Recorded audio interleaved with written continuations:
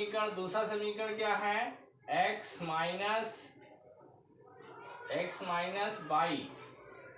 By बटा 3 बराबर 3। ये आपका समीकरण हो गया 2। तो इसे कैसे हल करेंगे, कोई दिक्कत नहीं है। यहाँ पर आप सिर्फ एक चर को चुनिए और उसके गुणांक बराबर कर दीजिए। यहाँ पर गुणांक बराबर करने में आपको भिन्न से गुणा करना पड़ेगा क्योंकि यहाँ बटे में 2 है। बट यहाँ पर हम देख रहे हैं कि 3 यहाँ भी है, 3 यहाँ भी है, बट यहाँ 2 है, यहाँ नहीं 2 है।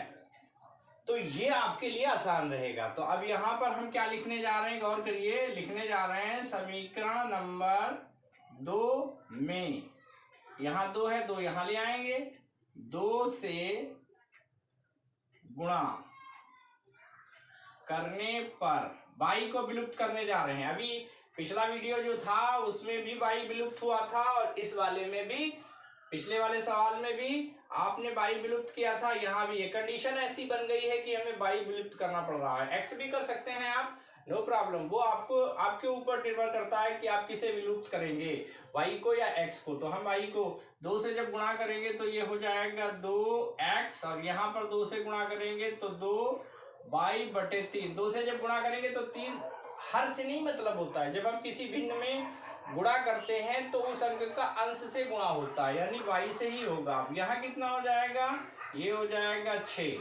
ये समीकरण आपका बन गया तीसरा। अब क्या करेंगे, देखेंगे यहाँ पर है माइनस, यहाँ पर है प्लस। इसका मतलब क्या हुआ, हमारा मतलब ये हुआ कि समान गुणांक हो गए हैं, चिन्ह विपरीत है। तो ऐसी कंडीशन में आपको वही लिखना है। अब हमें इससे कोई मतलब नहीं रह गया क्योंकि इसको तो मैंने गुणा करके तीसरा प्राप्त कर लिया। अब इसका मतलब है, तो हम क्या लिखेंगे, समीकरण नंबर 1 व समीकरण 3 को जोड़ने पर, जोड़ते हैं। कैसे जोड़ेंगे, ये उतार लीजिए आप, x बटा 2 प्लस 2y बटा 3 बराबर -1, और ये आया है 2x माइनस 2y बटा 3 बराबर 6। अब यहाँ पर क्या होगा प्यारे बच्चों, आप जानते हैं ये प्लस का ये माइनस का है, तो ये क्या होगा, ये कट जाएगा, विलुप्त हो जाएगा, गायब हो जाएगा। बचेगा कितना, x बटा 2 प्लस 2x, और इधर कितना बचेगा, एक माइनस का है, 6 प्लस के हैं तो माइनस का निकल गया, बचा कितना 5। अब इसको हल करेंगे तो कैसे, 2 से गुणा इसकी हो जाएगी, यानी यहाँ पर समझिएगा x बटे 2 प्लस 2x बराबर 5 आया है, तो 2 से इसकी गुणा हो गई, तो ये 2 दूनी 4x बटे 2 बराबर 5। अब ये कितना हो जाएगा, ये हो जाएगा 5x, और 2 की गुणा इधर से हो गई तो ये हो गया 10। x बराबर 10 बटा 5 कट जाएगा, तो x का मान आ गया 2। x का मान 2 आ गया।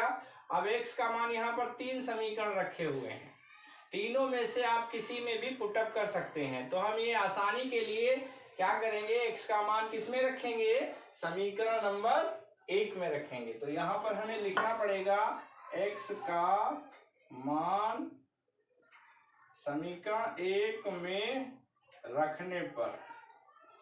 तो चलिए रखते हैं, समीकरण 1 हमारा है x बटा 2 प्लस 2y बटा 3 बराबर -1। तो यहाँ पर x की वैल्यू 2 जब रखेंगे तो 2 बटा 2 का मतलब हो गया 1। 2 बटा 2 का मतलब तो आप समझते ही हैं 1 हो गया, यानी कि ये कटकर 1 हो गया। 1 उधर भेज दीजिए, 2y बटा 3 बराबर -1, और जब ये इधर गया ये भी -1। 2y बराबर 3 गुणे -2। -2 कैसे हुआ, -1 मिलकर -2 होता है। तो ये आपका, चाहे तो आप क्रॉस ऐसे काट सकते हैं, बट ऐसे काट दीजिए, 3 और -2 की गुणा होगी -6 बटे 2, 2 से काटेंगे तो ये -3। इस तरह से हमारा फाइनल आंसर क्या आया है, x बराबर आया था 2 और y बराबर आ गया है -3। ये आपका आंसर हो गया।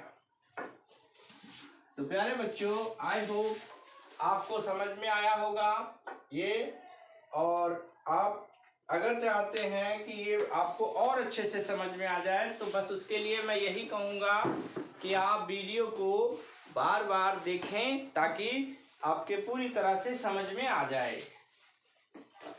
तो मिलते हैं अगले वीडियो में, तब तक के लिए बाय बाय।